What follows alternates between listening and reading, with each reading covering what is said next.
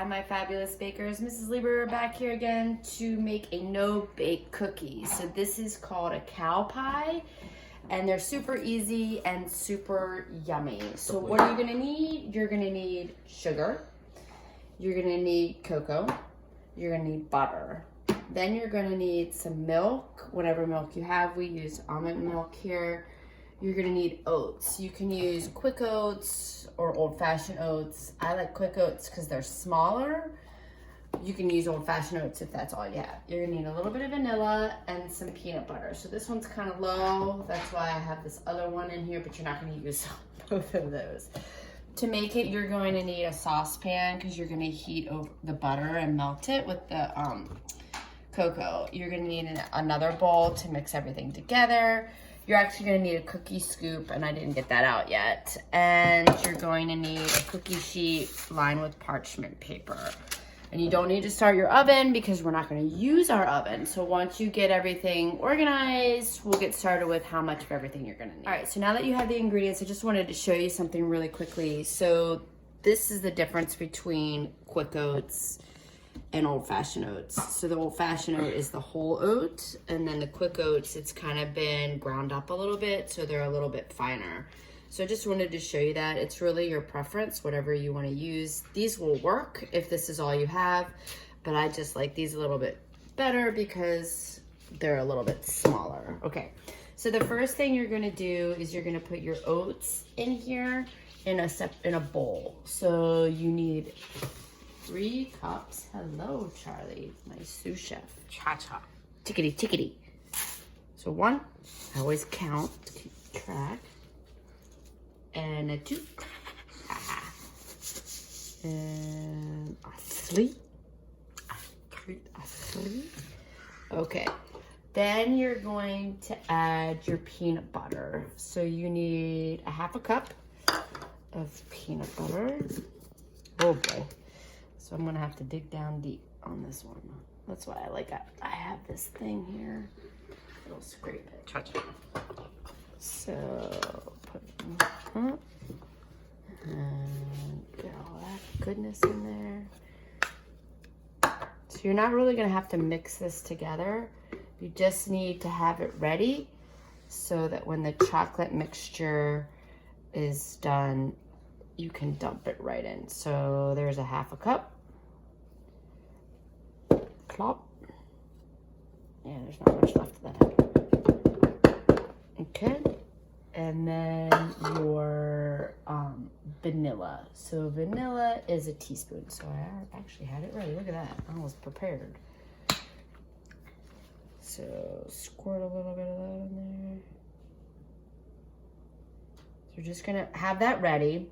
And then we're going to go over to the stove and do the rest of it. So we'll go over to the stove and show you what to do. All right, so we're back over at the stove and we're gonna do the other ingredients. So the first thing I'm gonna do is turn on my heat to like medium.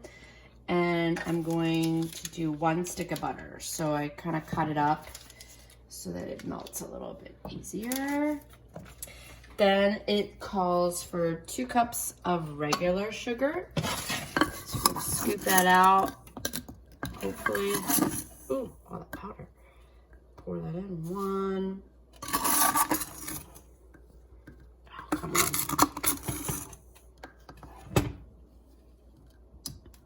2. Oh my goodness, that's why it tastes so good.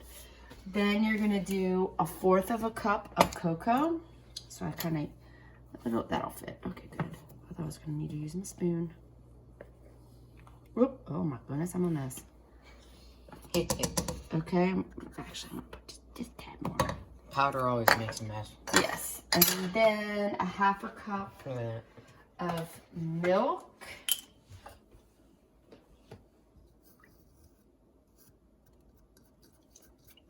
And then we're gonna let that cook over the heat. And you're gonna wait for it to boil and bubble. So we'll show you what that looks like. So I'm gonna turn up the heat just a little bit so that it gets to that boil and it mixes all together, okay?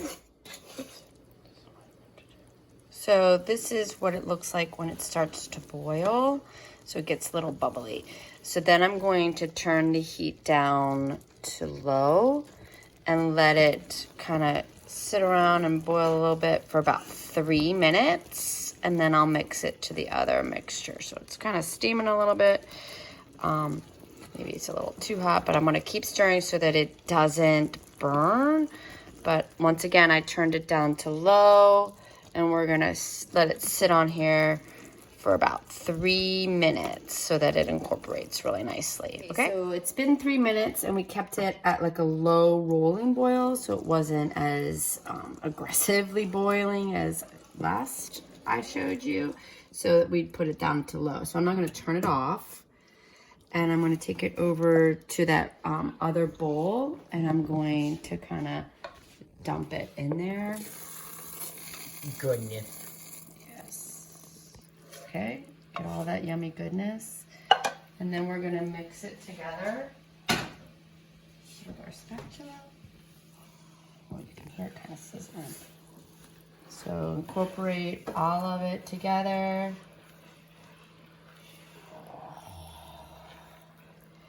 So the peanut butter is going to help it stick a little bit, and then the oats is going to soak up the liquid.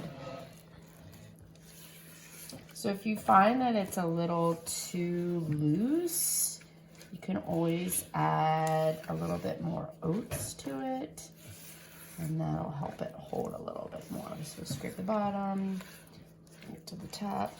So it is going to be a little loose. And then what you're gonna do is you're gonna take your cookie scoop, and it's kind of like mud pies. You're gonna scoop it and put it either by a tablespoon onto your cookie sheet, and then you're gonna let it kind of harden or cool, basically. So let's see how it goes. So let's see if it's too loose, then I'll add some more oats to it. So it looks pretty good. Okay, so I'm just gonna keep doing that. And what I actually do is I put it in the fridge. So it cools faster. So it cools faster, yeah, because you can't eat them until they totally cool and set, or they're just gonna run all over the place.